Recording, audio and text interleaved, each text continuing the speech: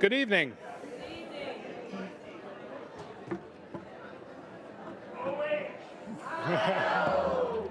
That works a lot better than what I did. Thanks everybody for coming to our Earth Day celebration. I'm Tim Haab. I'm the interim director of Ohio State School of Environment and Natural Resources.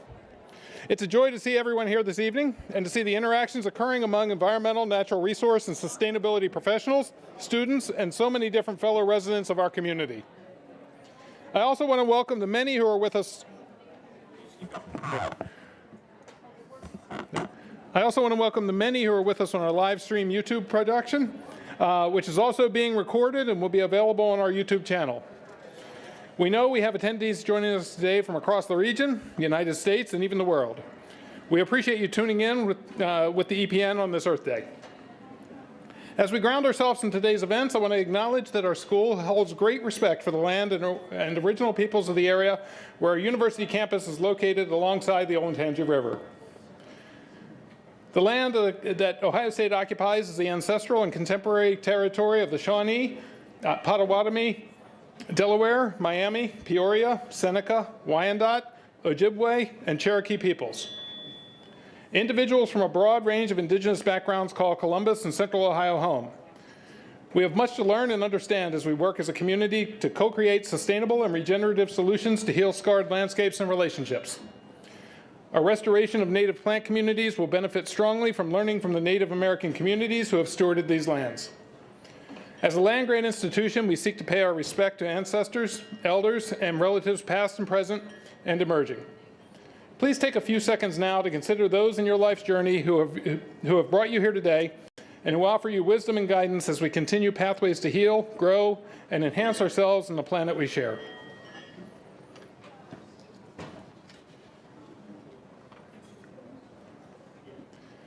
Thank you. Throughout the Fawcett Center, we're hosting numerous organizations who are working on the restoration of Ohio's plant communities. Be sure to visit the Ohio's Edible Landscape exhibits featuring pawpaws, other shrub and tree berries, and the Ohio Hardwoods room showcasing foods from chestnuts, oaks, and maples. A rotating map on the screen behind me indicates the location of these exhibits in the West Wing, where we are now. Over in the East Wing, you can explore over 50 student projects from our spring semester capstone program, led by Esther DeBusk, Greg Heitzhusen, and Bruce Brain. These projects involve partnerships with entities ranging from local governments to Fortune 500 companies.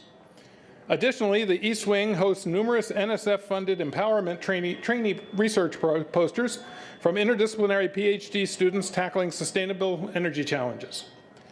Thanks to Jeff Bilecki and Katie Zimmerman for organizing this for another year. This Earth Day is packed with activities. I'm here to guide us through the recognition of the Honorary 100 inductees and to introduce several native plant experts. At 7 p.m., we'll return to present our final speakers, and at 7:30 p.m., we'll announce the winners of the What Does Sustainability Look Like to You contest, photography contest. All of our remarks are being streamed live in the venue and on YouTube, allowing you to engage with the event from anywhere. For our YouTube viewers, please check the chat for a link to an online brochure containing detailed information about the Honorary 100 inductees and today's speakers, complete with bios and photos. Feel free to scan the QR codes around the room or take the brochure to access the event agenda and list the sponsors digitally. Our sponsors have generously made this event free for all attendees, enhancing our ability to connect widely and interactively. Engage with us through the YouTube chat. Molly Bean will relay your feedback live. Now, on to the recognition of the Environment and Natural Resources Alumni Society 2024 inductees into the Honorary 100. Our team is grateful for the work of the Environmental and Natural Resources Alumni Society. NRUS, as it's known, is not your ordinary alumni association at Ohio State. Our alumni chapter received the OSU AA Scarlet Level Outstanding Alumni Society Award 5 years in a row between 2016 and 2020. This is the highest award level that the Ohio State University Alumni Association gives to its affiliated clubs and societies. Among several activities, NRUS facilitates the Honorary 100 program, which I'm going to provide some brief remarks about tonight. The School of Natural Resources, as it was known at the time, was created in 1969. Dr. Bob Deeter, the school's first director, formed a group of friends and supporters known as the Honorary 100. Over the years, individuals with a special interest in the school and its programs and activities have been recognized as members of the Honorary 100. Their names are listed here on the placard in front of you. Serving several purposes, the Honorary 100 supported legislation and budgets related to the school and college. The group served as a sounding board for school programs. They assisted in the recruitment of students at both the undergraduate and graduate levels. They engaged and connected with our related public agencies serving a statewide constituency, and they assisted in fundraising and development activities. The criteria established for selecting members of the Honorary 100 required an interest in the environment and natural resources and a special interest in the school's programs and involvement in various activities. NRUS, with the endorsement of our school and college, continues the Honorary 100 tradition as an affiliate of the ENR Alumni Society. We continue to annually enlarge this program by recognizing outstanding Ohioans who have demonstrated an interest in the School of Environment and Natural Resources and its mission, and those who have created a recognizable impact throughout the Buckeye State.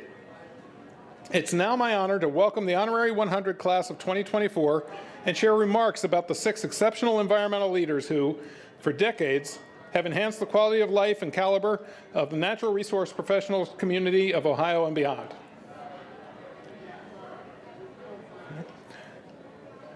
We will now introduce the 2024 class of inductees. Inductees, if you are in the room, once I've finished reading your biography, please step up to receive your Honorary 100 certificate from Neil Sargent, President of NROS, and be prepared to pose for a quick photo. Neil is located right over here to my left.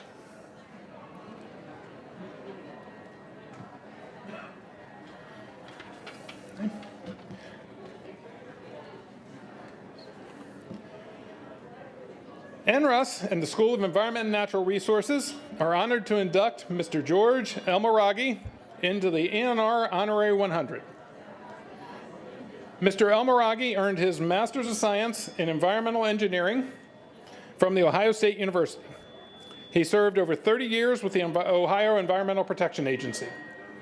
In 2005, he became the chief of the Division of Surface Water for Ohio EPA, where he oversaw Section 401 and 402 of the Clean Water Act and other permitting sections related to wetlands, surface water discharge, and water quality management for both point and non-point sources. In each professional contact, Mr. Elmaraghy has sought to ensure that agencies utilize and follow the science when approving permits. Currently, he is a federal commissioner for the Ohio River Valley Water Sanitation Commission and a member of the International Joint Commission Water Quality Board. In 2021, Mr. Elmaraghy provided technical support to Ohio State's Dr. Ramiro Berardo and the environmental professional networks as they framed the focus and interview contact lists of knowledgeable water professionals in Ohio for their And Water for All documentary. Mr. Elmaraghy remains active in the community, reviewing key environmental issues in Ohio, nationally and internationally, and consistently provides op-ed pieces to the Columbus Dispatch, Toledo Blade, Cleveland Plain Dealer, Pittsburgh Post-Gazette, among others. He's been a leading voice for the positive value and impact of the Clean Water Act on Ohio's waterways and communities. Please join me in congratulating Mr. George Elmaraghy for becoming a member of the ENR Honorary 100.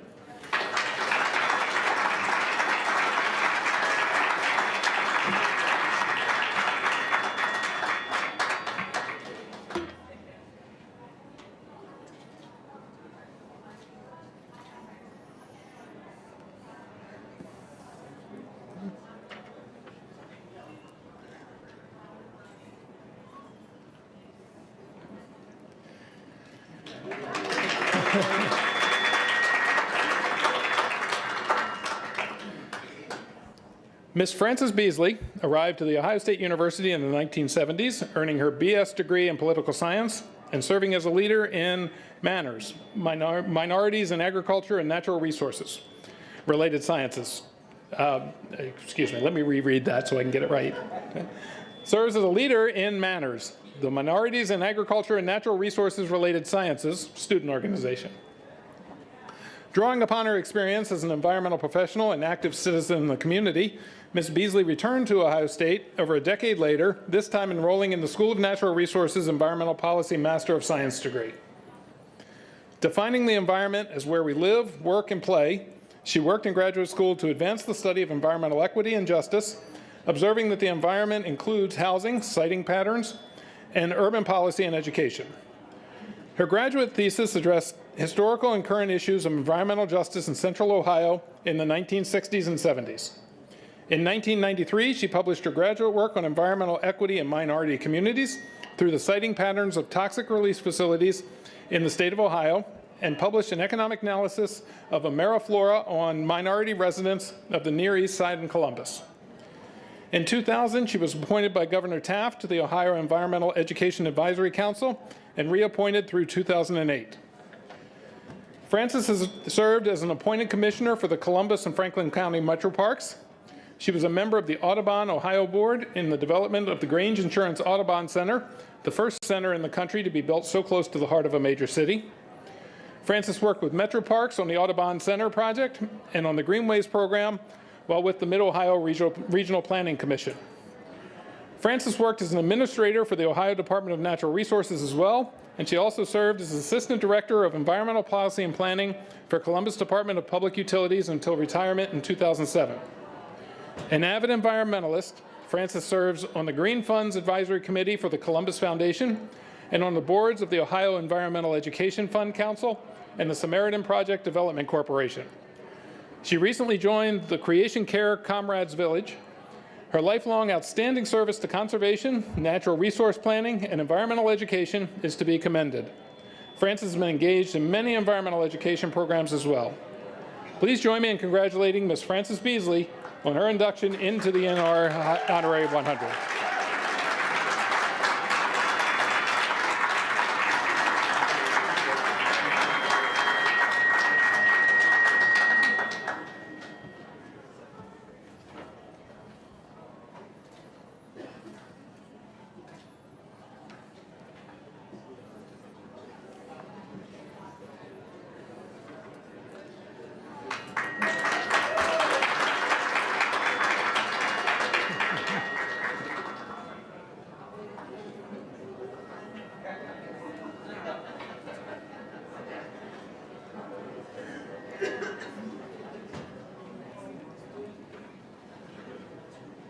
Tonight, we also honor Dr. Rattan Lal, Ohio State Distinguished University Professor of Soil Science, as we induct him into the SENR Honorary 100.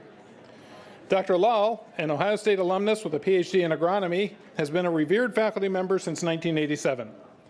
His global reputation stems from over 5 decades dedicated to sustainable soil management and its impact on food security, water quality, and climate change.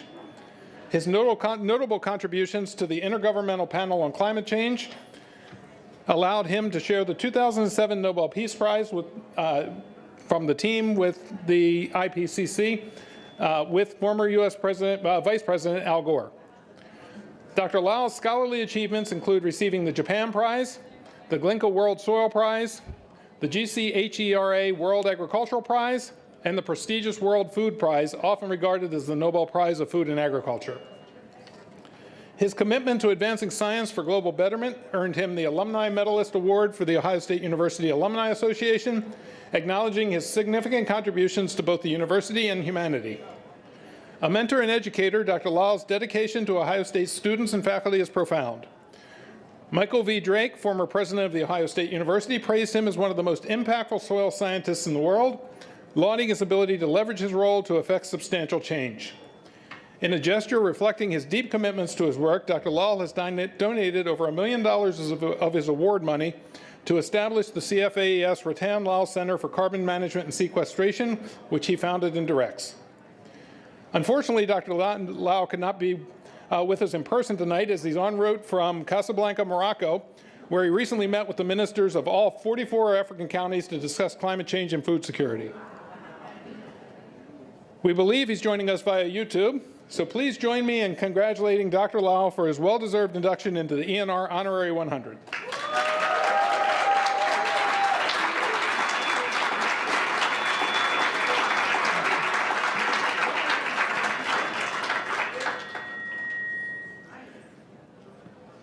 Dr. Fred Miller served as director of the School of Environment and Natural Resources from 1994 to 1998.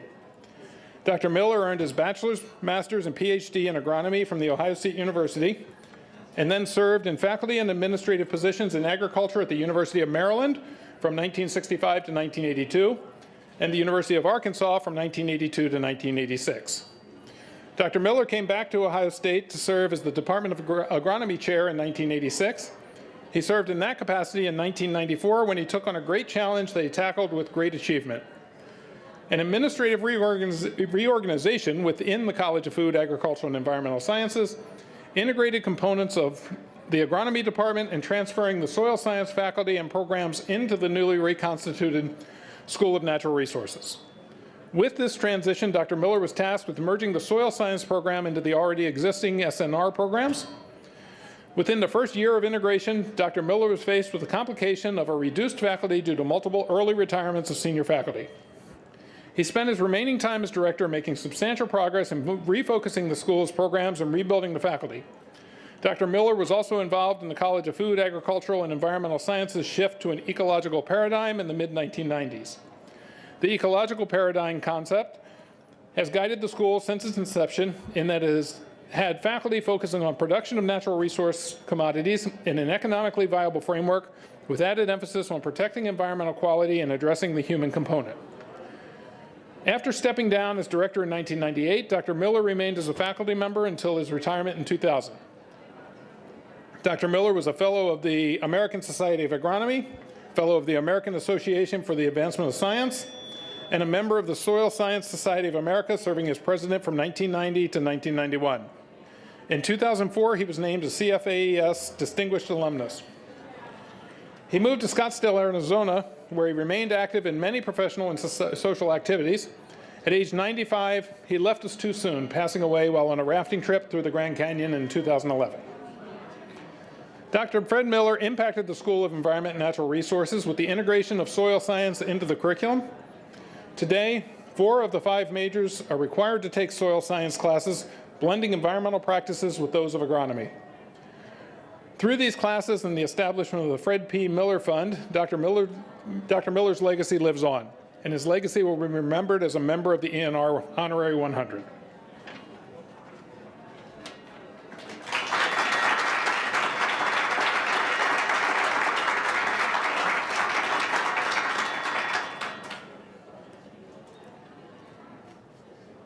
We're very excited to induct Dr. Robert Gates into the ENR Honorary 100. Dr. Gates is an associate professor of wildlife ecology and management in the School of Environment and Natural Resources. Bob grew up hunting with his father in east central Wisconsin. His family then moved to the hunting paradise of eastern South Dakota, where Bob received his BS in wildlife science from South Dakota State University. Dr. Gates then continued his education, receiving graduate degrees from Montana State University and Southern Illinois University at Carbondale. Bob's travels have provided many memorable hunting, fishing, and other outdoor activities that he has shared with family and friends in over 19 states and provinces in the U.S. and Canada. He is most proud of passing on his hunting and fishing traditions to his younger brother Dale and to his sons Eric and Jared. Bob is an avid bird hunter who enjoys hunting pheasants and prairie grouse over pointing dogs. He also hunts doves, waterfowl, and big game. Dr. Gates came to The Ohio State University in July 1998 and was promoted to associate professor in 2001. During his tenure with SENR, Dr. Gates provided key leadership in shaping and enhancing both the wildlife undergraduate and graduate academic programs. He has been instrumental in growing the university's research initiatives in wildlife conservation and management. He has also served an important role towards establishing great working relationships with our partners at the Ohio Division of Natural Resources, Ohio Department of Natural Resources, the Division of Wildlife, the Ohio Wildlife Management Association, and the Wildlife Society. Among his many achievements, Dr. Gates received the 2023 Ohio Wildlife Management Association's Annual Achievement Award at the 63rd Ohio Wildlife Management Conference held in Columbus several months ago. The award recognizes outstanding contributions to wildlife research and management in Ohio.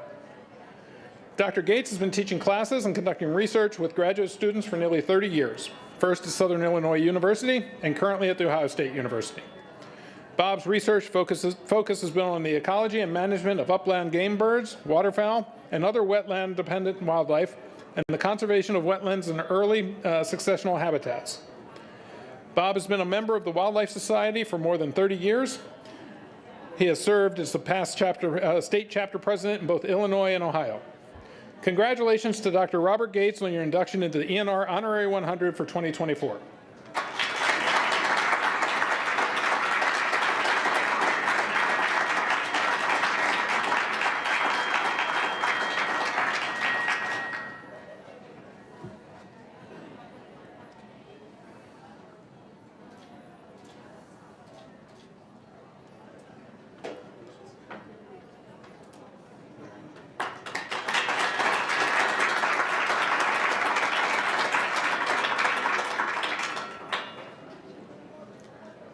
Dr. Jeffrey Reutter is the 6th and final member that will be inducted into the 2024 ENR Honorary 100.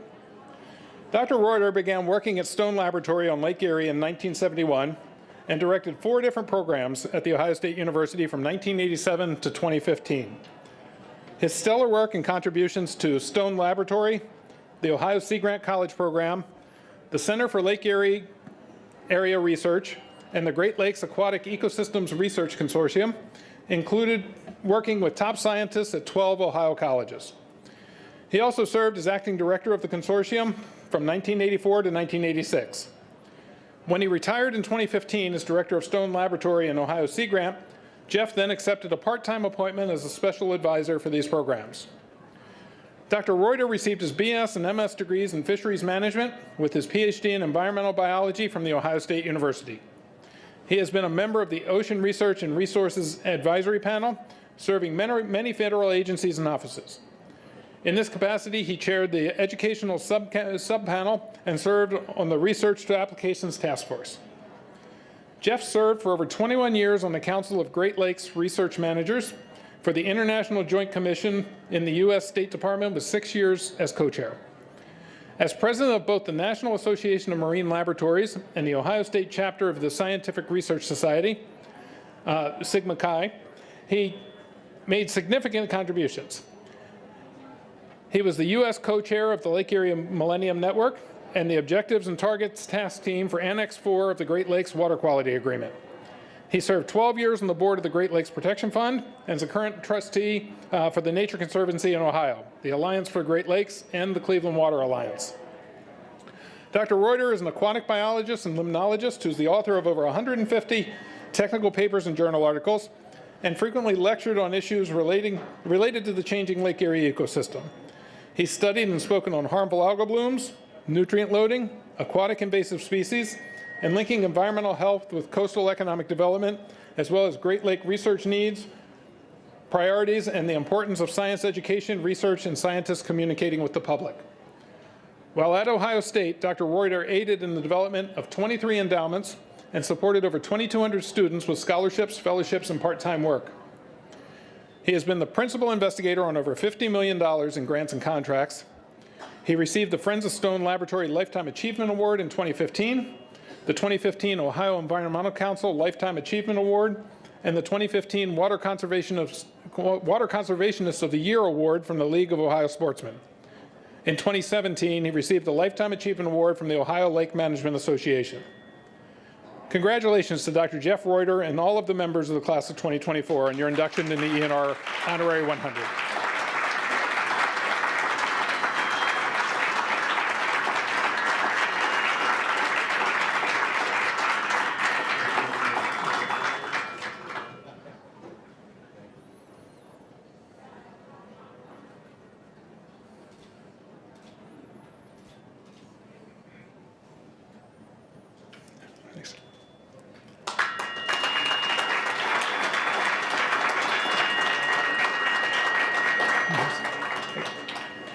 Congratulations again to the class of 2024.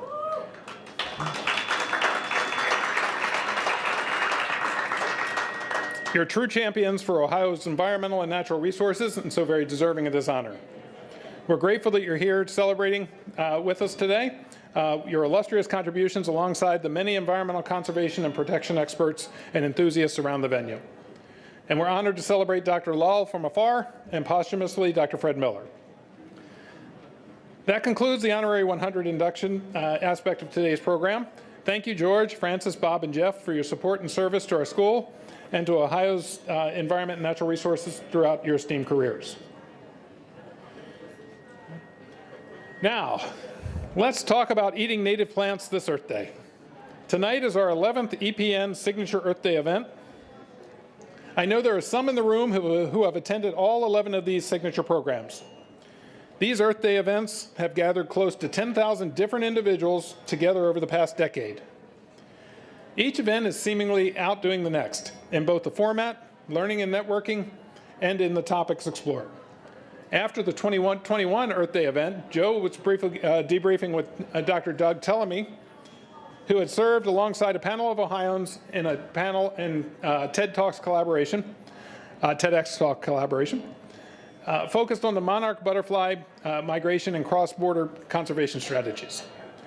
During that debrief, Dr. Tellamy referenced an Ohioan named Nancy Linz, who had recently led a very successful initiative to create a native plant designation for the month of April at the United States national level, following her successful organizing efforts within the state of Ohio. Dr. Tellamy, famous for several works on the subject, including Bringing Nature Home and The Living Landscape, spoke to the strength of Nancy's organizing skills and her successes in mobilizing a political and cultural interest in native plants across huge swaths of the country. He shared Nancy's contact information, and from there, as so often happens with the EPN, Joe mentioned Nancy's work to several native plant experts around Ohio State, and soon the team over at the Chadwick Arboretum, with much drive and support from Julia Wilson and others, joined on board. 2 years ago, in July 2022, during an exploratory phone call between Joe and Nancy Linz, Nancy shared that one of her greatest successes in building a wide coalition of interest for native plants was by talking about native plants as food, with an emphasis on native plants for native wildlife. You'll hear more from Nancy about this technique around 7 o'clock this evening. The years went by, and we just knew we had to build out a program on this topic. We were so grateful when Debra Knapke, someone else synonymous with native plants in the Buckeye State, joined in the event planning efforts, as well as Denise Ellsworth and many others who you've interacted with this evening. Shaughnessy Everett, who is a committed volunteer with the Chadwick Arboretum, was very helpful in planning meetings for this event over the past year. In November, Kalia Tejas connected with Dr. Brad Lepper, the senior archaeologist for the World Heritage Program at the Ohio History Connection, whose articles in the Columbus Dispatch and the Newark Advocate reference the significance of the Newark earthworks and the food-producing capacity of indigenous peoples to grow crops in the Ohio River Valley, including squash, sunflower, and goosefoot. His deep archaeological work really does ask the question, which plants for food are native to Ohio lands? Locating Brad's work alongside the great support from the Chadwick team, Deb Knapke, Nancy Linz, and the dozens of specialists staffing exhibits around this venue tonight helped to make our 2024 Earth Day program complete. So now on to the first half of our speaker panel. Recall that bios for each of tonight's speakers are in your program brochure. Dr. Laura Deeter will come up to the podium next, and when she's complete, she'll be immediately followed by Dr. Brad Lepper. At around 6:30 p.m., Scott Spears and the fabulous team at Production Partners Media will engage in an interactive tour of the various exhibit spaces to help those of you watching remotely today on YouTube gain some insight into what we're experiencing here in-house. Unfortunately, we haven't quite figured out how you can taste the native plant samples and food buffet via the virtual tour. Thank you all so much, and please enjoy the rest of your evening. Laura, happy Native Plant Month and happy Earth Day. Please come on up.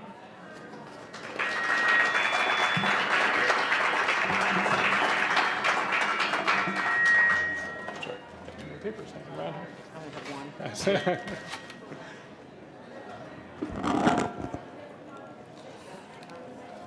All right, well, I'm going to open with a quote from one of my favorite movies, one of my favorite actors, Will Smith. Welcome to Earth. All right, so actually nothing I'm about to say here tonight is earth-shattering, okay? But for what it's worth, we have a wonderful series of speakers, rooms, and events And I've greatly enjoyed getting to talk to a number of you when I was over with the wine and the White Oak area. So I want you to visit the different rooms, behave while peeking into the secret lives of bees. It happens right before your very eyes, and the Ohio hardwoods are tree-rific and provide an asset to a tremendous number of industries. We have presentations here on Ohio native plants for food and native plants for Native Plant Month. So I'll close right now. It won't take a lot of time. I want to enjoy your evening. Thank you for coming out here, the college, the Arboretum, the various departments. We had a wonderful time putting this all together for you. And may the forest be with you.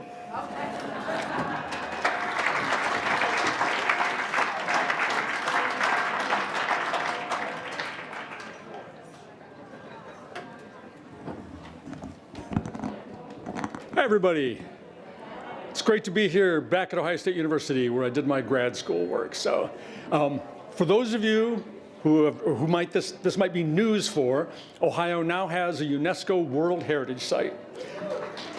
Yeah! There are 8 components to the site. 2 sites at Newark, the Great Circle and the Octagon Earthworks, and 1 in Warren County, which is Fort Ancient. Those sites are owned and operated by the Ohio History Connection. And then there are 5 sites in Ross County that make up Hopewell Culture National Historical Park. And together they tell one World Heritage story. Almost all of these are monumental earthworks of an incredible scale, but they are not cities. The ancient indigenous Hopewell culture built monumental architecture but did not live in cities. They had no kings or queens or pharaohs to order people to do things. They had no rigid status hierarchy and no intensive agriculture. So no corn like the later Native Americans had to be able to feed innumerable numbers of people to build the giant pyramids like at Cahokia, another World Heritage Site that dates to about 1,000 years after the Hopewell. Instead, they did have a kind of agriculture. They had domesticated a number of plants that are called the Eastern Agricultural Complex. And actually, the Mississippi and Ohio Valley is one of only about 8 or 9 places in the world where indigenous plants were domesticated.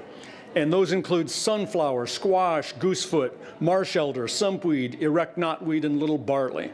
And these were a very important addition to the diet of these ancient indigenous people who also hunted, fished, and gathered. So they had the diversity of a hunter-gatherer diet, but the stability of a diet that was supplemented by agriculture that could produce an agricultural surplus. This is a younger version of me pointing at the wrong thing for this slide. Instead of looking at the structure of the Great Circle earthwork, I want you to look at the bottom and that dark black horizon there. The Great Circle is one of the few Hopewell earthworks that is built on an ancient surface. Most of the time, the Hopewell stripped off the A horizon and built the earthworks right on the underlying clay. Here they didn't, which allowed us a remarkable opportunity to sample the soil beneath that earthwork, which a soil scientist I was working with from Denison University, when he looked at that, he said, "Brad, that's not a forest soil profile. That's a prairie soil profile." And we both agreed that it shouldn't have been a prairie 2,000 years ago. It should have been a forest. But that's taking people out of the equation, because people frequently modify and manage their environments. And the ancient indigenous people were not savages, or they've often been portrayed. They understood the environment and did manage it. This is an example from Australia, but a closed forest doesn't have very many deer in it, but a forest that has lots of prairie openings has lots of deer in it. And based on the soil profile at the bottom of the Great Circle, that landform had been a prairie or at least a grassland for hundreds, if not thousands of years. So when the indigenous Hopewell people came to build their monumental geometry, They had a blank slate on which to lay out the surveys and observe the astronomical alignments that then they incorporated into their architecture. But this is a quote from Rebecca Bird at Stanford University, who studied the Australian Aborigines, and said, through generations of hunting for goanna, the Martu appreciate fire for what it can be, a tool for shaping human communities as well as the natural world. And I won't spend much time on this. This just shows how the modifications of the landscape exploded with sort of the beginning of this woodland period, the beginning of this Hopewell accomplishment. So here's Fort Ancient. There's been some great work done there too by, let's see, the next slide will show it. This is a monumental hilltop enclosure, very different from the geometric earthworks. It's 3.5 miles of earthen walls around this plateau, and it was studied. It's got these interior ditches that hold water still today, and it was studied by McLaughlin, can't remember her first name, but she did soil cores in those ponds, and the main things I want you to appreciate from this, these are pollen cores. You can see the big black in the upper left-hand corner. That shows how after the Hopewell, oak trees massively moved back into the area. And on the left, sort of in the middle, that big massive black is Artemisia, and probably also, well, it isn't also, but there were also Eastern Agricultural Complex sort of in that the Hopewell modified their landscape equivalent to what Europeans did when they arrived. That is, they massively deforested the area of Fort Ancient and around it in order to build the enclosure, but also probably to plant perhaps acres of the Eastern Agricultural Complex plants to feed the thousands of people that must have come here for particular ceremonial occasions. There it is. Kendra McLaughlin reported that percentages of ambrosia, ragweed, pollen observed in Hopewell times is equivalent to what we see with extensive European-style agriculture, annually plowed soil, and road construction. Here's the Newark earthworks, which is what I'm intimately familiar with, 4.5 square miles of geometric earthworks. It is, I think, emblematic of the amazing complexity of this.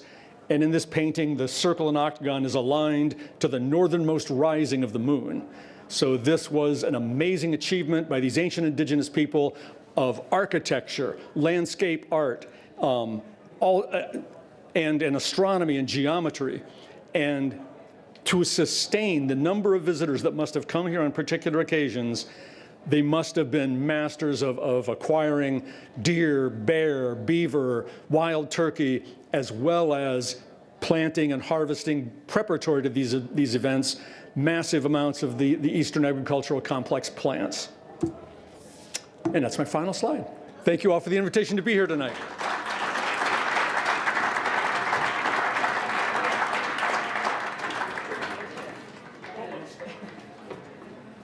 All right, thank you all so much. We will be back at 7 o'clock right here in this area when Nancy Linz and Debra Knapke will provide their presentations on native plants. So please enjoy the rest of the exhibits. Make yourself at home. We'll be back here at 7 o'clock. Thank you.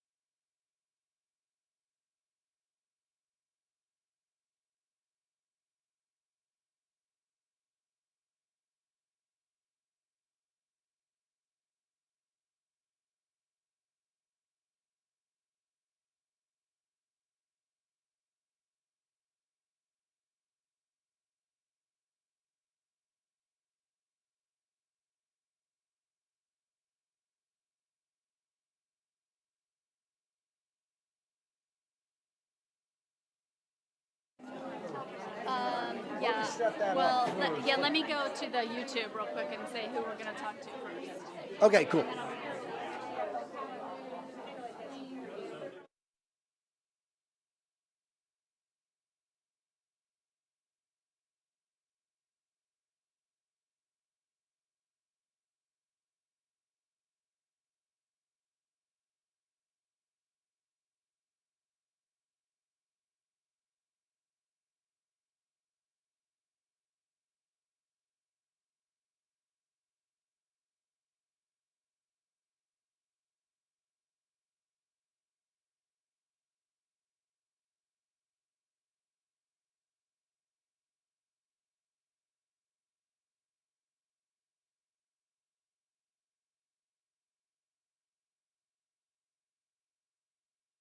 Say when.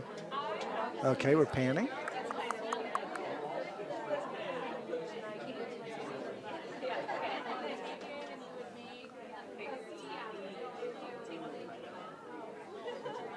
Okay. All right, going back the other way.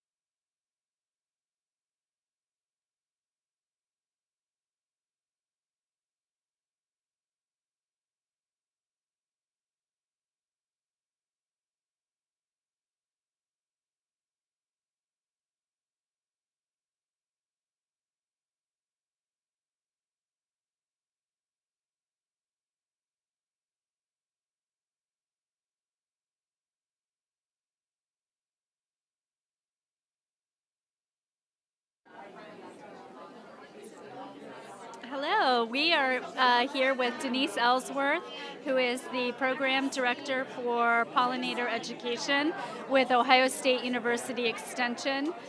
Can you share a little bit about what's happening here in this room this evening? Sure. So this is a very buzzy room. We have a lot of things happening in the private life of bees. And you may wonder, well, what do native plants have to do with bees? But native plants, many of them need bees. About 75% of all native plants need a pollinator like bees. And bees also need native plants, whether it's a specialist bee that has to visit a certain wildflower like spring beauty, or a generalist bee like a bumblebee, they have to visit all these different plants. So in our room, we're investigating the diversity of bees in Ohio. We're looking at bees under microscopes, looking at tongues and antennae. We're considering bee vision, how do bees find flowers, and then looking at kind of their relationships in the ecosystem. What patterns do bees use to travel around to find flowers? How do they make decisions? And you couldn't have a bee room without some honey tasting, so we have an assortment of native honeys, blueberry honey, sourwood honey, and other honeys that we're tasting. Wonderful. Thank you so much for sharing the exhibit with us, and have a good evening. Great, thank you. Thanks. All right, we're done.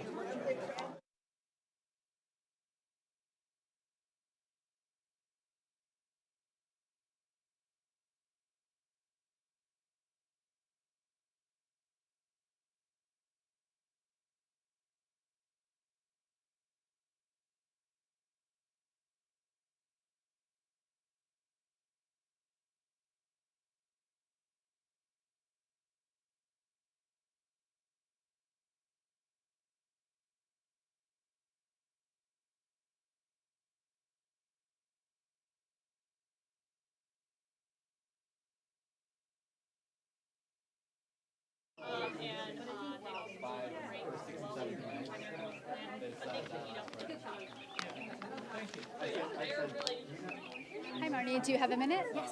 Thank you.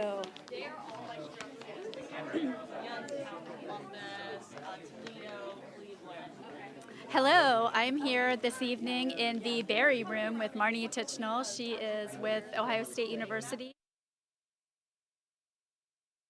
For Start again. okay. Hello, good evening. I'm in the Berry Room with Marne Titchenell. She is the program director for wildlife with Ohio State University Extension. Would you have a moment to share a little bit about what's happening here in this exhibit space? Yes, I'd be happy to. Hi, everybody. So here in the Berry Room, we have lots of different displays, and the whole idea is to share information with folks about some of our native plants that produce berries and what they can provide us as humans. So we have a table with some recipes and what they do for wildlife as far as our birds and our butterflies and moths. We also have a table of the berry-producing shrubs that you don't want, so our non-native invasive species. And if you continue on down, we have a couple of displays on spotted lanternfly, which will sometimes get into our grapes as well. And then if you continue on, we have some tables on maple syrup, which is not a berry, but it's still super sweet. So lots of great things here going on in the Berry Room. Great, thank you so much for joining us. You're welcome. Thank you.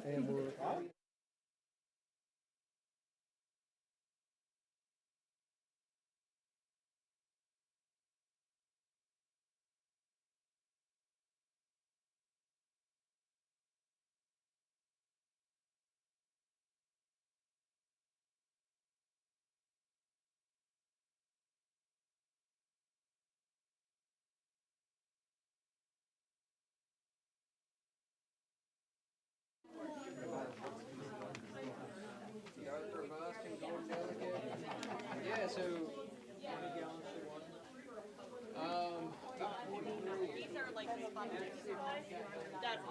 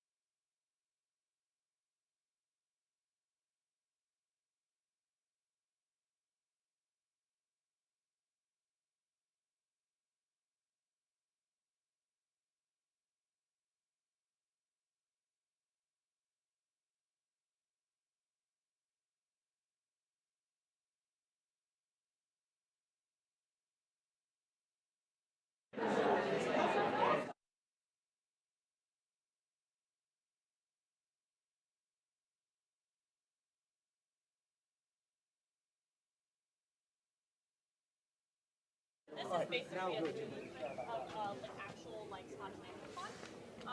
Well, not actual like actual spotted lanternfly apex. This is what they theoretically look like. So this one is one of the more rare ones where you see like half of upper, half of lower. This one's a gray Deeter.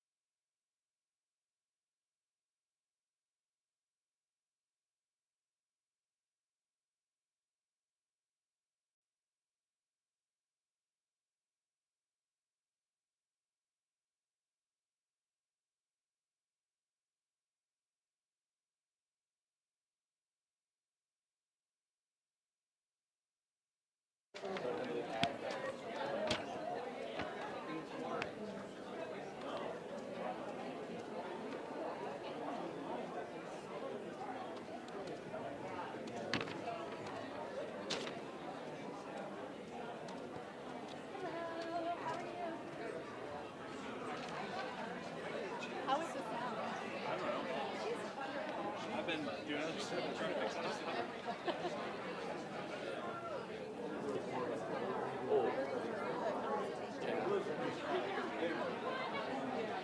the sound?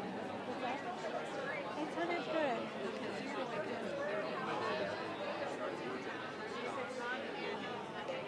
The one person I wanted to get, he was so engaged in doing tastings with people.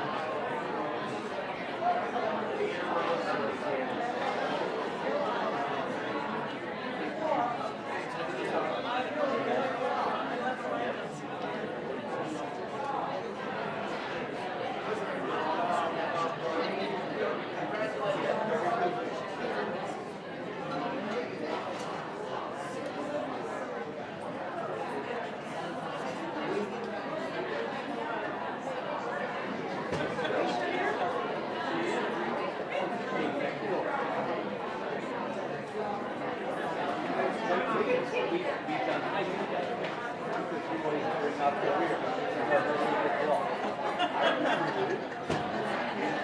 had to come back and get me a couple.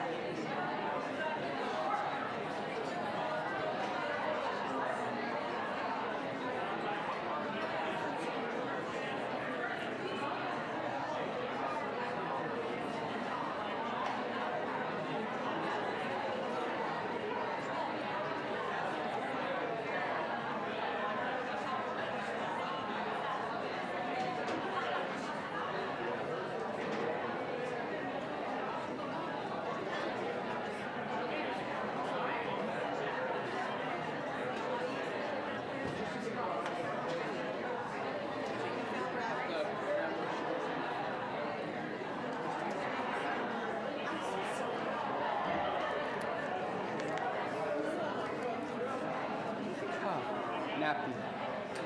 Knapke, but like I said, if you were Cincinnati, you wouldn't say it first. All right.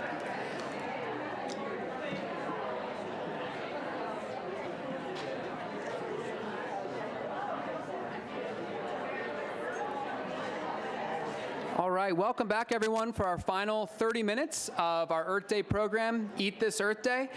We have 3 really awesome programs coming up. So first we're going to hear from Debra Knapke, the garden sage, who's going to talk about cultivated gardens for foraging. And then followed by, Deborah will be followed by Nancy Linz, who's going to talk about the political and cultural movements behind creating a Native Plant Month. And then we'll have the RESTORExchange and Sustainability Institute's Photography Challenge award winner announced. So I'll hand it over to Debra Knapke.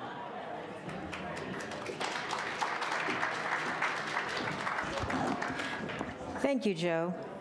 Okay, so gardens for cultivated foraging. How many of you walk around your garden and eat as you go around? Right.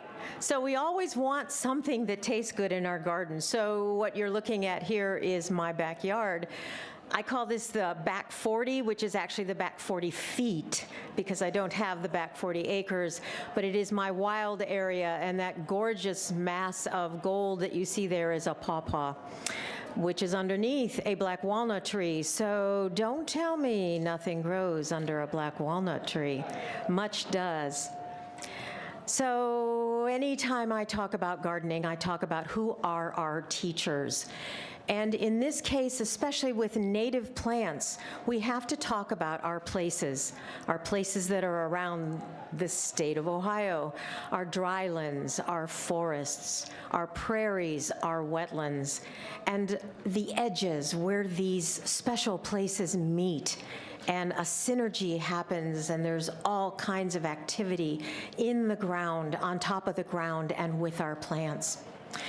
And one of my greatest teachers is the land, because if I treat the land correctly, if I give back to the land, nutrient recycling, leaving the leaves, doing all those things, and not poisoning the land, I get a huge return of plants, animals, insects, etc. Plus, I get to forage in my own garden.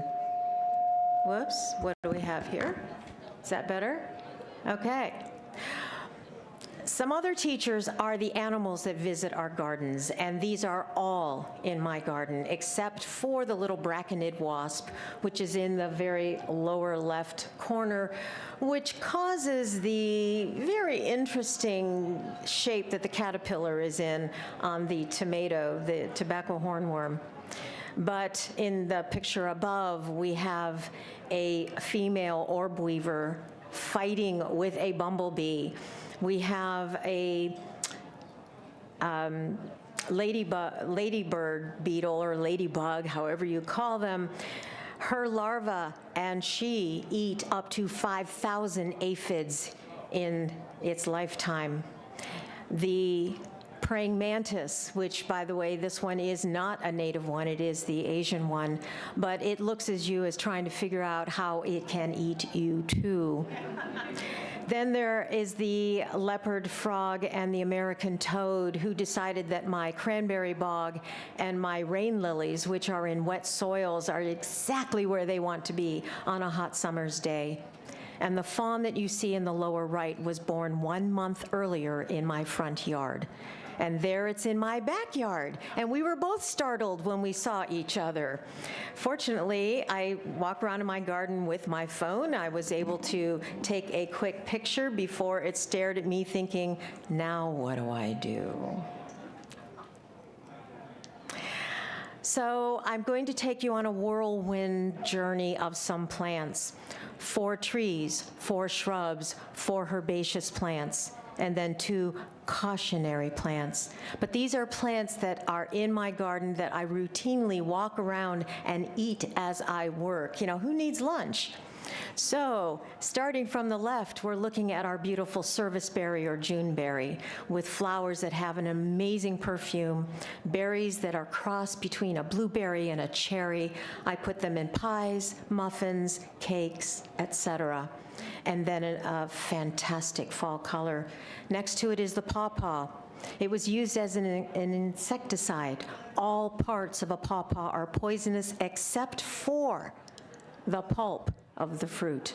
So don't eat the seeds, don't eat any other part. And you can see the pawpaw, sort of the little inset.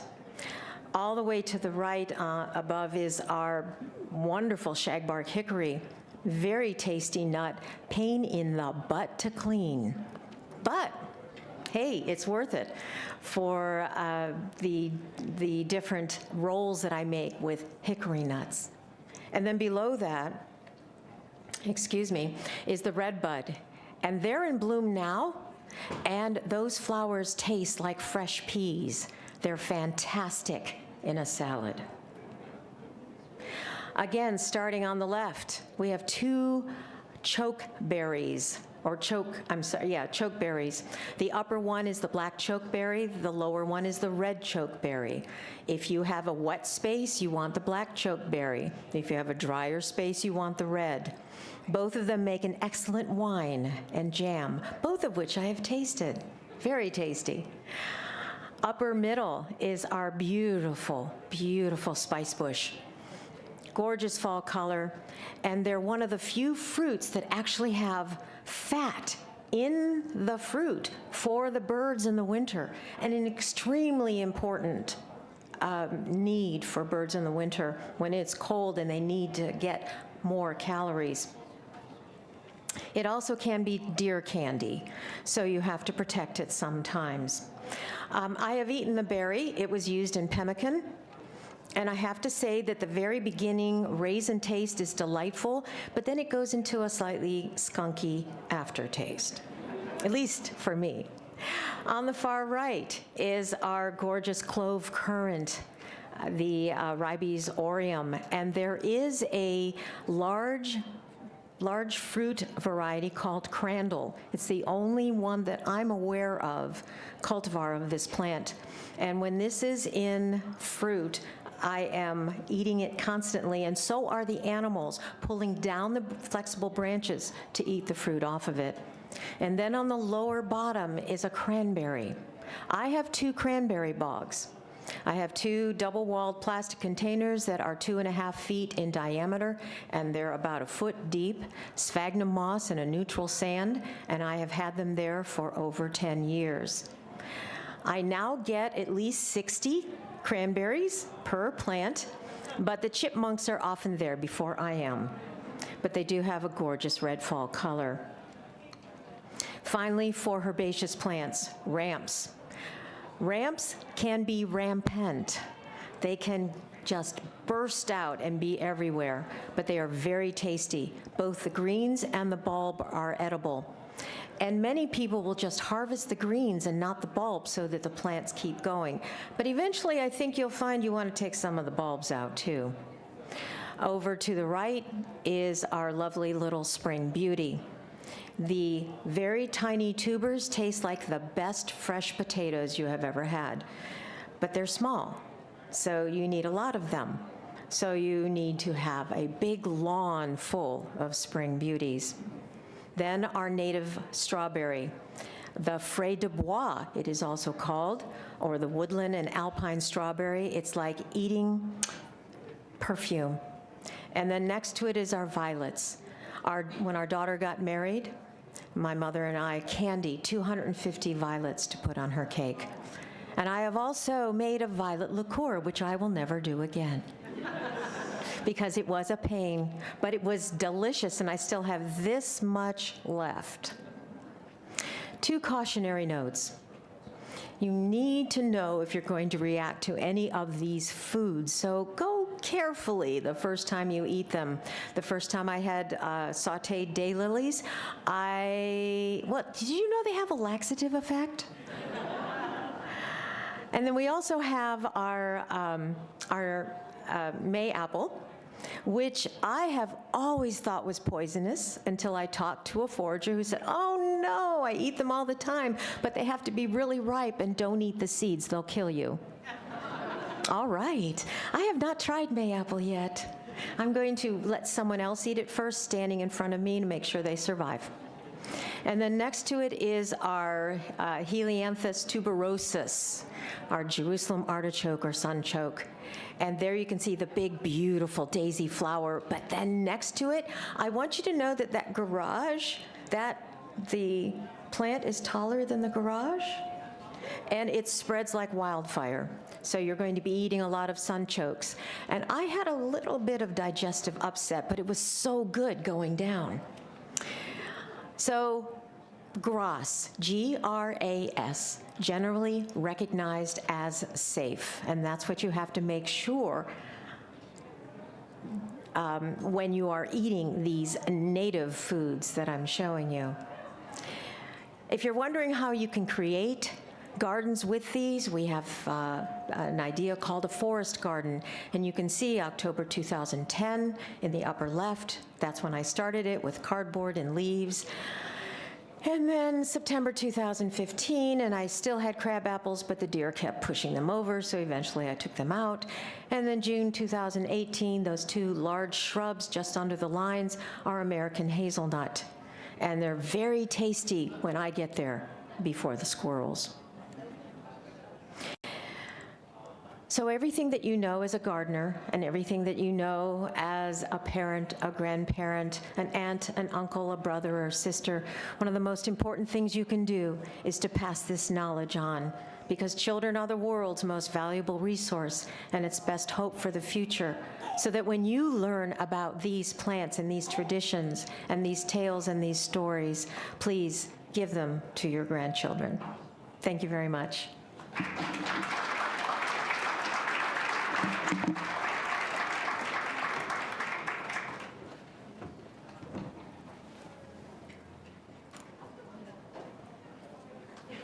You know, the tough thing about getting older is you just have to have your glasses on to see what you're reading, but then I can't see any of you, so apologies.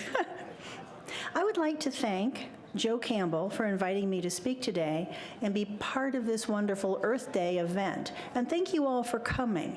Earth Day and Arbor Day both fall in April, which is the same month that Native Plant Month falls into. And I think the more we can promote and celebrate native plants as part of the month of April or part of Earth Day or Arbor Day, it just helps to build awareness of how important they are to our environment and to our very fragile ecosystems. Did you know in the state of Ohio, we have almost 2,000 native plants? And it's interesting because I've been doing research with other states, and it turns out that most states have just about plus or minus 2,000 native plants. So in the state of Ohio, we have 2,000. Some of them are very threatened and very endangered. Some of them you're going to find when you're out hiking, like very fragile orchids. We have many types of native orchids in Ohio, and we definitely want to discourage people from digging those from wild places. So as you go out and you're hiking and you see these beautiful things, take pictures of them, but please don't take the plants. On July 18th of 2019, Ohio Governor Mike DeWine signed a bill into law designating the month of April as Ohio Native Plant Month. Now, this was monumental and very important because this made Ohio the first state in the country to have an entire month dedicated to native plants by a law. In some states, they have days or weeks for native plants, like in Texas, the Lady Bird Johnson Wildflower Center down there celebrates their Native Plant Week in Texas. But many of those pieces of legislation are not laws, they're resolutions or proclamations, or it's just their local Native Plant Society said, we do hereby declare that this month in September is our Native Plant Week. But it's very unusual to have a governor write and issue a law to support native plants for an entire month.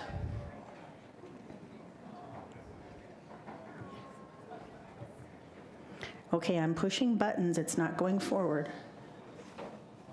Let's see. Oh, Okay, hold on.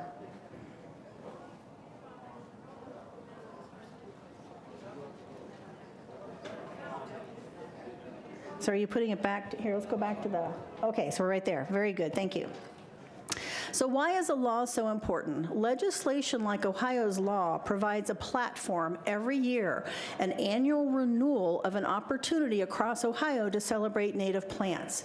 And in doing so, we're encouraging many groups across the state to get out there and educate other people about why native plants are so important, plant native trees, put in pollinator gardens, put in wetlands, go into schools and talk to kids about why native plants are so important. Remove invasive plants from your own yards and your communities. There are so many things that all of us can do. That's backward. To make a real difference. And that's how we're making progress across the whole country by designating April as Native Plant Month. We have thousands of groups now across the entire country that are working in April to celebrate the importance of native plants. So our law was passed in Ohio. After it was passed, I got hold of Senator Rob Portman, who's now retired, and I asked him, I said, this has been so successful in Ohio, can't we do something like this on the national level? And then COVID hit, and I didn't hear anything for about a year and a half, and I thought, well, he's not interested. And then in January of 2021, I got a phone call, and his office said he loves the idea. So it took a long time to reply, but he loved the idea of doing something nationally. So in 2022, so in 2021, he issued a Senate resolution that recognized the importance of native plants, and that was the first National Native Plant Month. And since it's a resolution and not a law, it has to be renewed every year, and this is the 4th year that it's been renewed. In 2022, I was asked if I would work with thousands of members of the Garden Club of America across the whole country to write their governors to ask if they would issue proclamations in every state to make April of last year Native Plant Month in their states. And 48 governors issued proclamations last year. So last year, April was not only Ohio Native Plant Month by law, it was National Native Plant Month from the Senate resolution, but 48 governors issued proclamations to make April Native Plant Month. So we've started something here, and it's definitely growing. If you're curious, the 2 states that didn't sign on last year were Nevada and Oregon. So if you know people there, you can shake a finger at them and say, hey, you guys, get with the program. But they had a very good reason. They had brand new governors that just were sworn into office in January of that year, and they were not ready to start issuing proclamations. They were just getting their feet wet, and so it was really too soon for them to issue proclamations, but I understand that they are doing it this year.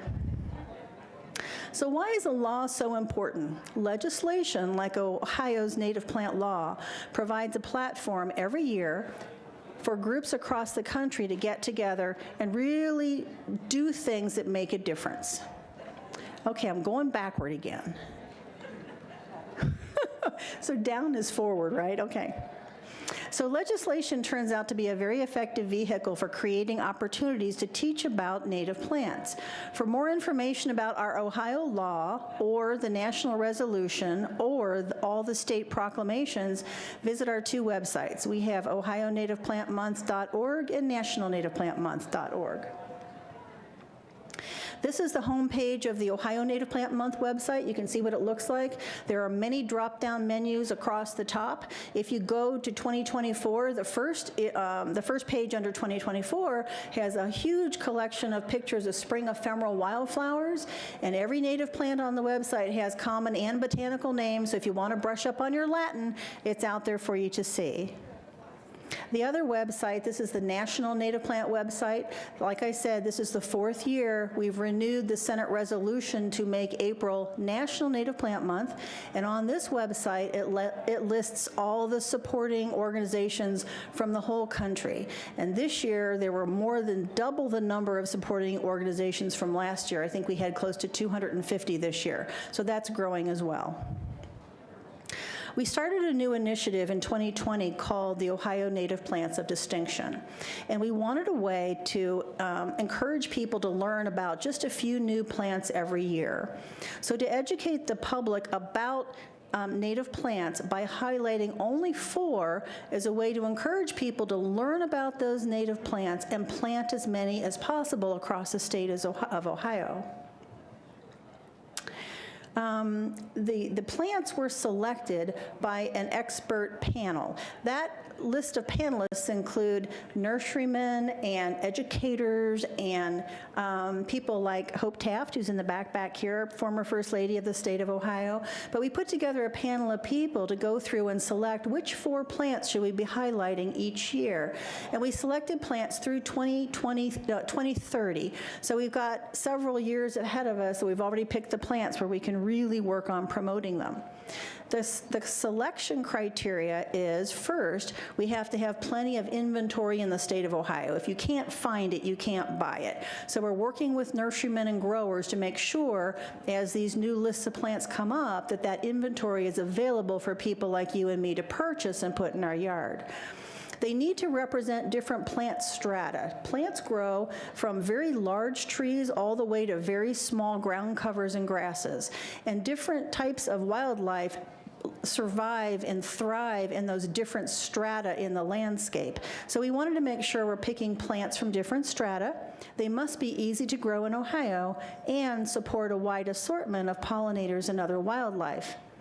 So 2022 was the first year that we did this, and the 4 plants we really wanted to focus on were the bur oak, a magnificent, huge canopy tree, one of my personal favorites, the eastern redbud, which is an understory tree, the northern spice bush, which is a woody shrub, and the purple coneflower, an herbaceous perennial.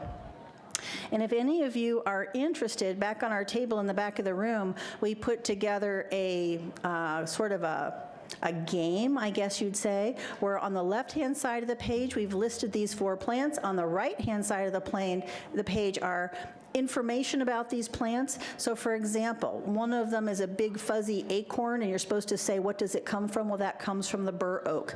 And you should grab one of those on your way out and see how many you know and match up the characteristics of the plant with the plants.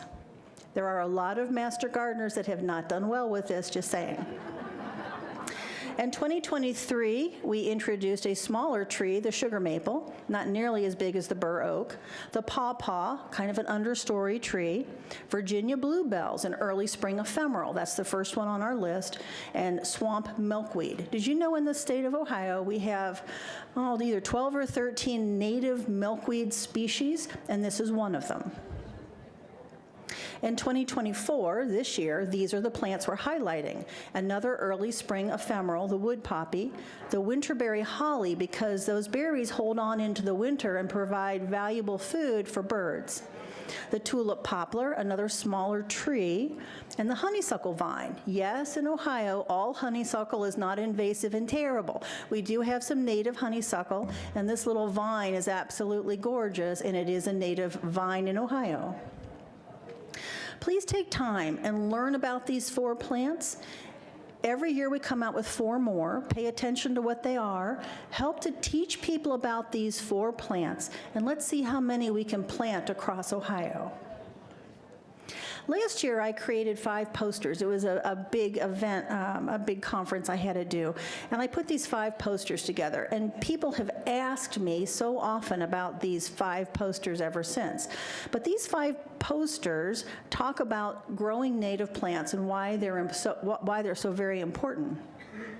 These 5 posters each sort of address a different topic. The first one is entitled, "Why Are All Green Plants Important?" All of them, even highly invasive plants, if they're green, they still photosynthesize, they still produce simple sugars, they still produce oxygen. So green plants have their own list of things that are very important to green plants. But what is a native plant? That's the second poster. Why are native plants so important? Well, good question. And it turns out the reason native plants are so very important is they provide food and shelter to native wildlife. wildlife. That's really what it comes down to. So just like when you put bird feeders out in your yard, every time you plant native plants in your yard, you're planting them to provide some shelter, but to feed wildlife. And it could be bees, or it could be butterflies, or it could be hummingbirds or other types of birds that eat seeds and nuts and berries. But the reason we really need to plant a lot more native plants is to feed all wildlife. These 5 posters I have moved to our Ohio Native Plant Month website. They're free for anyone to download. They come in 4 sizes, so I've had a graphic designer help me proportionally get them adapted to 4 sizes. Here's an example of one of them. This is poster 1, why are all green plants important? And you can see kind of it's hard to read, I know, but the posters on the left, they're nice colorful pictures. Every picture on these posters are Ohio native plants. They do include the common and botanical name on each one of them. That's important to me. Maybe it's because I'm an old Hort major. I don't know. I just can't get away from not including common and Latin names. But for each one of them on the website, it shows the 4 sizes that they're available in. You may download these to your computer, and from there, you can send them to your local print shop to print them on cardstock or on paper, on foam core. And I'm really hoping a lot of these posters end up in schools and in nature centers and any place we want to help to educate the public about native plants. So this is the first one, why are all green plants important? This one's actually pretty popular. It's what can you do to help? Well, this is what can you do in your yard, what can you do in your community, and what can you do around your house. Again, available in 4 different sizes. You pick the one you want to download or download all of them. I've made them all free to whoever wants them. And this is my personal favorite. This is poster 5, selecting native plants to provide food and shelter for wildlife. And the reason it's my favorite is I've never really seen it presented this way, but a lot of people don't think about all these things when they're selecting native plants at plant sales and things. So at the top of the page, it says native plants that provide. The top row is food all year long, because like the blue-eyed Mary on the far left, that's a very early spring ephemeral. And then the columbine is a later spring flower. Then we have monarda, goldenrod in the fall, and wonderful berries that go into the winter to feed birds. So you need to think about what you're planting and making sure you're providing food for wildlife all year round. The next row says to plant plants that really occupy different layers of the plant strata. So on the far left, again, my personal favorite, the bur oak, a very large canopy tree, followed by the red bud, which is an understory tree, the spice bush, which is a woody shrub, penstemon, which is a wonderful herbaceous perennial, herbaceous meaning it dies down to the ground every year, but great for pollinators, and then grasses. So whether you plant very tall things or very small things, wildlife needs some of all of them. And the last one says, please think about planting plants that have flowers that have different sizes, shapes, colors, scents. All these flowers attract different pollinators. So in this case, that bright red monarda with the tubular flowers, that's going to attract your hummingbirds. Hummingbirds love reds, orange, pink, those types of colors. The next one shows a flat flower. Things like butterflies and bees tend to really like those flat flowers because the pollen and nectar are much easier to access. The next one is a beautiful, beautiful picture of a, okay, help me.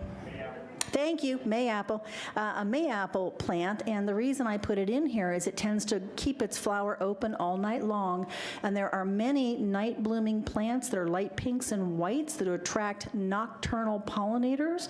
A lot of people didn't know we have nocturnal pollinators, but there are many, many white flowers that meet that very special need.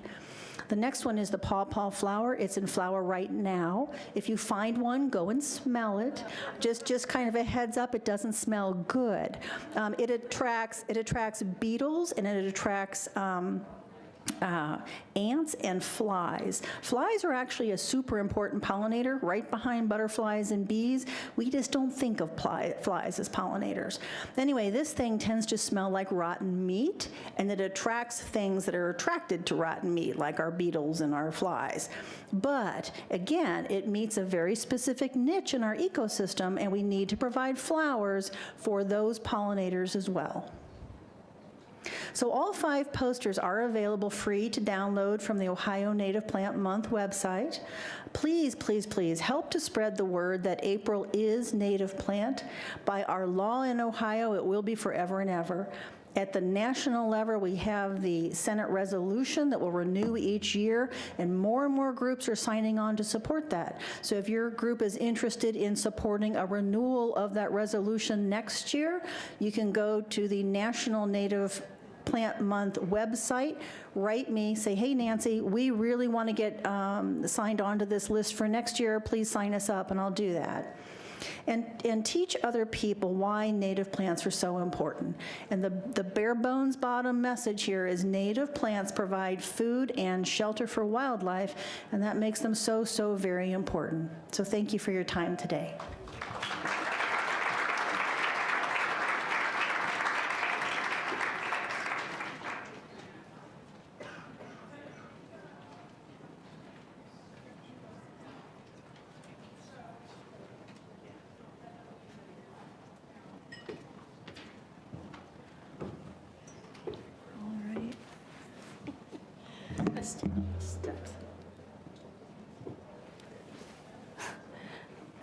Hello, everyone. My name is Sophia. I am here on behalf of RESTORExchange. I work with Dr. Greg Heitzhusen, who's back there. And what we primarily focus on is the interaction of religion and environmental values, how those values intersect, and how we can kind of work with those communities together. But in prior years, we have done photo contests to show how religion and environment intersect. But this year, I decided, and with his help, of course, we wanted to bring back this photo contest, but with a new scope. So we had our sustainability photo contest going on, where we have tried to get as many perspectives as possible to build this really holistic, full view of how people see sustainability in their lives. We received over 66 submissions, so we are incredibly happy with how that turned out. And we'd like to thank everyone who participated across the nation, and even up internationally. We got several submissions from Canada. So we're really happy with how this went. And we are here to announce the winners. So since we got so many submissions from so many different places, only one of our winners was able to be here tonight. But as we go through our announcements, the one person who is able to be here will come up and give a few words about what their picture meant to them. But with that, I'd like to introduce Kate Bartter from the Sustainability Institute. Hi, everyone. It's great to see so many people sticking out to the very end here. I want to just thank Sophia, Joe Campbell, Dr. Greg Heitzhusen for inviting me to come give out the awards for this really amazing contest. I do think that art is a really important part of sustainability, and it's there. You know, I actually am a word person. I would always say I'm a word person. You know, some people are very visual, some are very wordy. I can be extremely wordy, but I think there's something about telling the story about what protecting the environment and protecting the earth means to people, that a visual cue can be more powerful than any words. And I'm always so thrilled to get asked to do things like this. This is our Sustainability Institute here at Ohio State. We have our hands in lots of things around this campus as we try to think about how we teach, how we research, how we engage with communities, how we make our campus more sustainable. And we're in this really amazing position where we get to see sustainability kind of from a bird's eye view, but so many people, students, faculty, and staff work on sustainability. And so Earth Day is just an amazingly important event to highlight many of these efforts. And when Sophia and Greg asked us for some funding to support this. This is, you know, it's wonderful when you get the requests that are just no-brainers, because this is such an important part of the sustainability story. And I just want to give a shout out to Sophia, who I think I just met her face to face. I'm like, are you a grad student? Like, I'm thinking she's a PhD student. No, I'm a second-year undergrad. And that is, to pull this kind of project together, it just speaks volumes about the quality of the students at Ohio State. And I'm not sure how many students we have left here at the final piece, but I hope you all got to walk around and talk to our students are what makes coming to work every day a joy. We just have amazingly talented, thoughtful students who really do care about this topic. And they come at it from all different angles and all different disciplines, and it's just, I really appreciate all of them who are here today to celebrate Earth Day with all of you. So with that, since I'm the only thing left between you and maybe a few remarks from Tim Haab, we'll just go about and mention the honorable mention here goes to Annie Baker, who took this picture about the Prescott Community Compost Project. I need to go.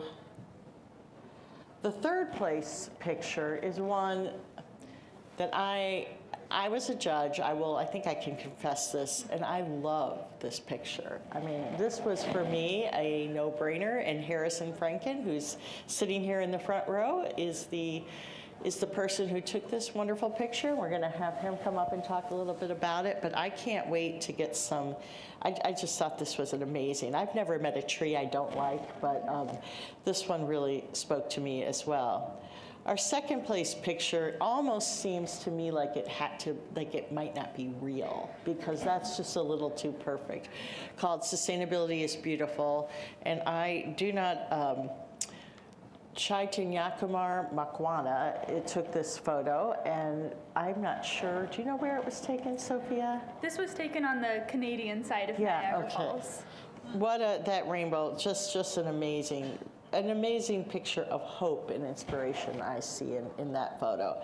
And finally, the first place photo is taken by Kelsey France, called Center, and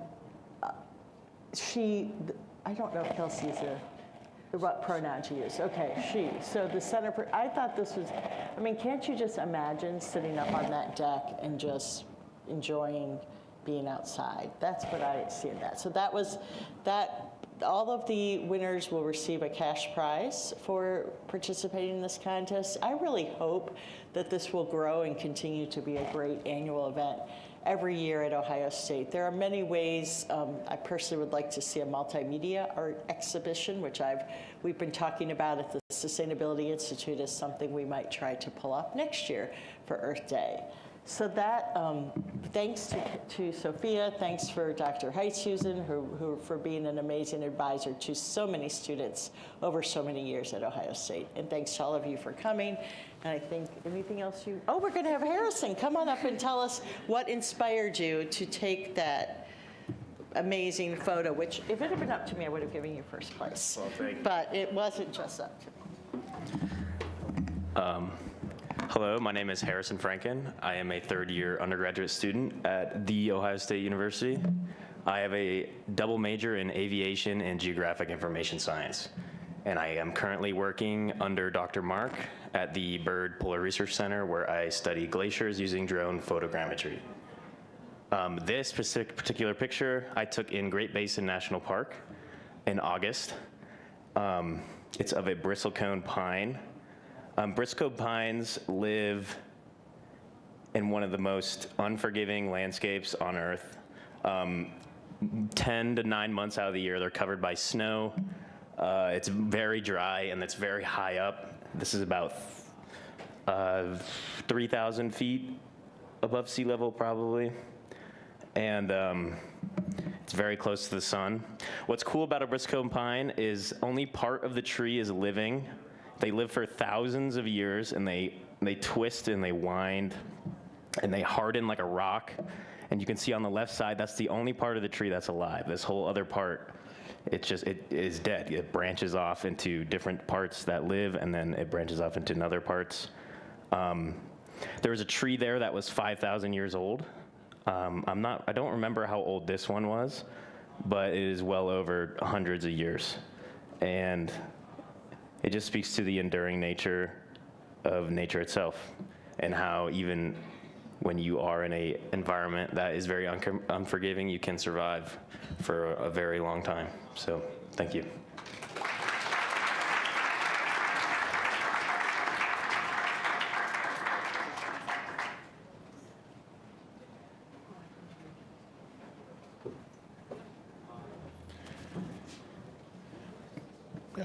Thank you, Sophia and Kate, for being a part of this event and making sustainability come alive in a new and innovative format. And congratulations to tonight's winning photographers.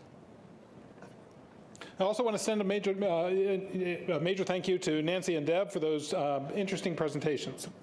And a thank you to Brad and Laura for your remarks earlier this evening. Last, I want to give a major thanks to the many, many exhibitors throughout the venue, from the student posters in the East Wing to those organizations tabling around the room, and of course the private life of bees, to the Ohio's edible landscapes and hardwood trees for their excellent and entertaining work on display tonight. Please join me in thanking everybody.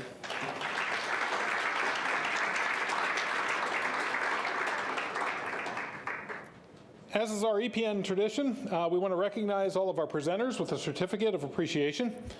Joe's going to be walking around and giving those out. As he's doing that, I want to give you a heads up on a couple of upcoming EPN events. One fun thing about EPN is that in the summer we like to move outdoors, focus our learning and networking within the various bioregions and unique ecological and natural resource areas of the state. We have two different programs coming your way this summer. On June 11th, our program is titled 99 Years of Science and Learning on Ohio's Gibraltar. This event's an opportunity for EPN members and the public, including any of you who are interested, to tour Stone Lab, Ohio State's island campus on Lake Erie, located on the 6.5 acre Gibraltar Island in Put-in Bay Harbor. This trip will feature a Lake Erie science cruise, including a fish trawl, plankton tow, other water quality research experiences on the lake, with plenty of time for networking and conversations. Participants will get a unique research facility tour of the Wet Lab, Flex Lab, and Mesocosm Unit on South Bass Island for conducting Haabs, fish, and wildlife research, as well as a tour of the educational facilities, natural and cultural histories of Gibraltar Island. Meals will be included, and charter bus transportation options are available from Columbus. Register for our June 11th event today by following the details on the screen. In July, the EPN's excited to team up with the Global Coal Transitions Research Network to co-host a field tour of locations in eastern Ohio that are recovering and growing through ecosystem restoration and alternative development strategies. Reductions in coal production and consumption occurring unevenly around the world are driving a wide variety of social, economic, political, and environmental impacts. There's an urgent need to coordinate academic and policy work focused on coal transitions and foster mutual understanding and sharing of insights from diverse transition experiences. This includes the coal transitions happening right here in the Buckeye State. Join us on Friday, July 19th, at 3 distinct field tour locations to take in the vast landscape and mining history of the wilds, and efforts underway there to study ecological recovery and restoration. The Miners Memorial Park in Jesse Owens State Park, in coordination with the Ohio Department of Natural Resources, to witness a monument to the Central Ohio Coal Company and visit one of its main attractions, Big Muskie's Bucket, the largest dragline ever built. And last, to meet with community leaders of Shawnee, Ohio, including the Little Cities of Black Diamonds Council, working to promote community development in southern Perry County. Like our June program, meals will be included and charter bus transportation options are available from Columbus to each of the learning sites. Register for our July program by following the details on the screen. Similar tonight, you'll come away from this program inspired and with a clear sense in how community residents and environmental professionals are together creating a more resilient and ecologically thriving community for us all. If you're not already a member of EPN, I strongly encourage you to visit epn.osu.edu to stay aware of upcoming events, post about job openings, and other activities happening around the state and region. That concludes it for today. If you haven't already picked up your native plant plug, courtesy of OSU Extension, the Chadwick Arboretum, and Learning Gardens, and the Wexner Medical Center's Green Team, then please do so on the patio behind me. Before we leave, please join me in thanking Joe and Kalia for all the work they did in putting together today's program.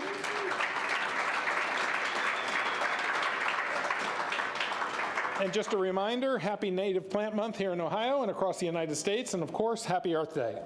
Thanks again, stay safe, stay well, and thank you for being part of our community.